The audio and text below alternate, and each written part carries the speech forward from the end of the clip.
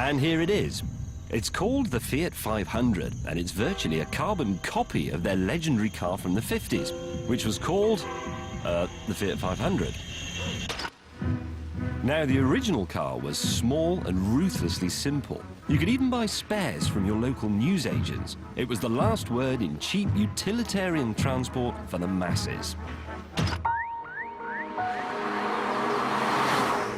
Now, let me say straight from the off that this is not small, cheap utilitarian transport for the masses. Under this retro body, it's based on the current Fiat Panda. And without wishing to get all bar humbug about it, the Panda is bigger, it's more practical, and it's about £1 cheaper. So with your beige trousers on, that's the one you'd buy. But the Panda is just a car, whereas this is a car and a fashion item. And you'd have to say that on the style front, Fiat's done rather a good job.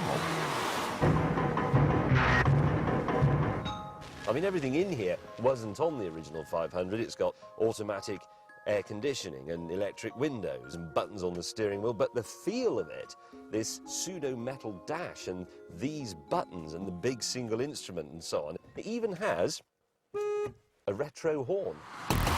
Prices start at £8,000, which means although it is dearer than a Panda, it's a good £3 less than the cheapest Mini. And although it's about 6 inches shorter than a Mini, it's actually more spacious inside. But the thing about the Mini is that under its retro skin, it drives brilliantly. So the question now is, has Fiat pulled off the same trick?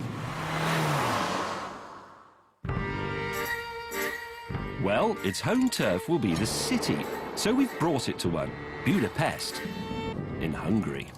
I've come here because a couple of years ago I raced some parkour jumpers through Liverpool in a Peugeot 207 and lost. And now some blokes have been in touch and said, how do you fancy losing again? The difference this time is that they're not big, tough parkour jumpers. They're actually just scallywags on BMX bikes. These wasters just ride around aimlessly, like those kids in the E.T. film. So to borrow the phrase of the ancient philosopher Clarksonius, 4th century BC, how hard can it be? The race covers 8 miles and starts in the old part of the city, Buda. We go down the hill, across the bridge into Pest, onto the edge of the city and the giant industrial area, where we will finish in the biggest bicycle factory of the Soviet era. 3, 2, 1, go! And we're off. Hey! And I've lost sight of them already.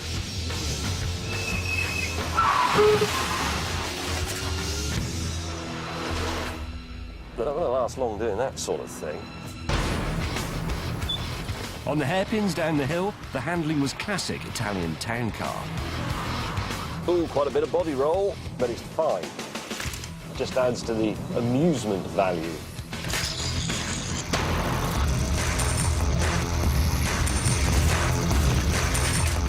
Leaving the old town, heading towards the bridge, and the BMX bandits were struggling to keep up. Bloody hell. But the bandits are made of stern stuff. And on the snarled-up bridge, I lost my lead. But only for a moment. Right, this is a crucial overtaking opportunity. I know what I can do here. Then we hit red lights, which I couldn't get round. No! But they could.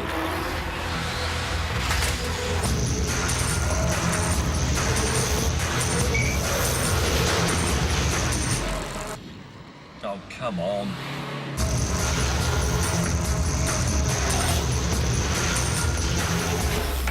Since I was losing, I got back to road testing. You can have this car with 1.2 or 1.4 litre petrol engines, or you can have the engine I have here, which is the diesel, which is rubbish.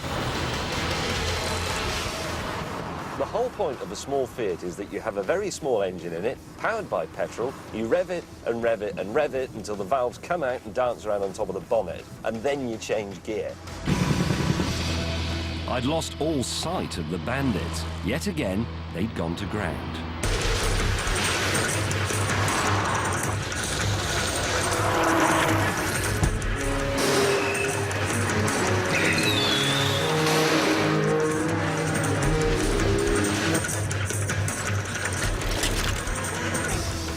Something I really like here is the rev counter and the speedometer. One is inside the other, so the speed chases the revs up and down the dial. It's terrific. On the edge of town, still close, we entered the great Soviet industrial park for the final stage of the race. Bicycles.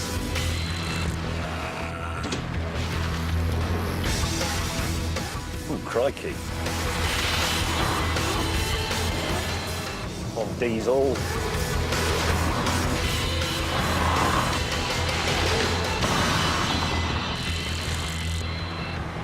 Where the hell are those people?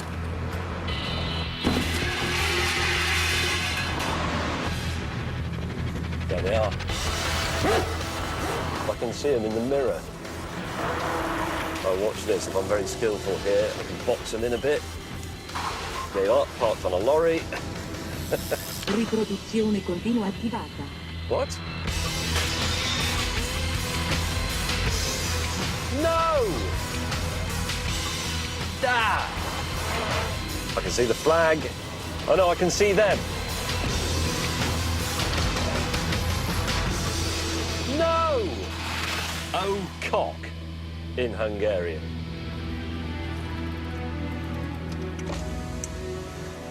You lost. Congratulations. Thank you. Well done. Now go and get a proper bike.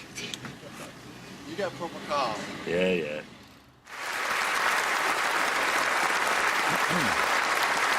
That wasn't really a race, was it? No. That was a road test of a Fiat 500, punctuated by some children on BMX bicycles leaping over things for no apparent reason. Yeah, now the thing is, when you came back from Hungary, you said you prefer the Panda to this. Yes. The Panda is actually more fun to drive. And to be honest, this is a bit too oochie-coochie-coo. Who here would rather have a Panda than one of these? You see, no one. 100% of the British population think you're wrong. But